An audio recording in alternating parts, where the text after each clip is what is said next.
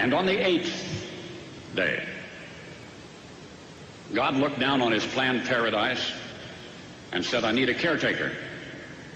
So God made a farmer. God said, I need somebody willing to get up before dawn, milk cows, work all day in the fields, milk cows again, eat supper, then go to town and stay past midnight at a meeting of the school board. So God made a farmer. God said, I need somebody willing to sit up all night with a newborn colt and watch it die, then dry his eyes and say, maybe next year.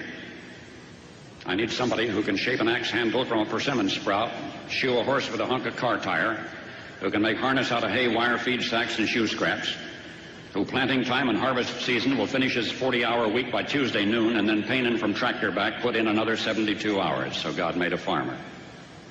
God said, I need somebody strong enough to clear trees and heave bales, yet gentle enough to yean lambs and wean pigs and tend the pink-combed pullets, who will stop his mower for an hour to splint the broken leg of a meadowlark. So God made a farmer.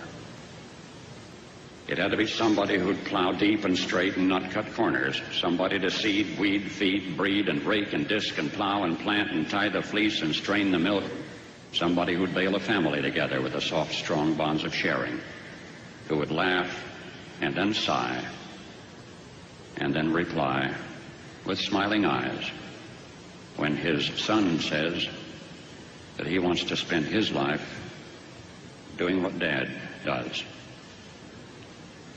So God made a farmer.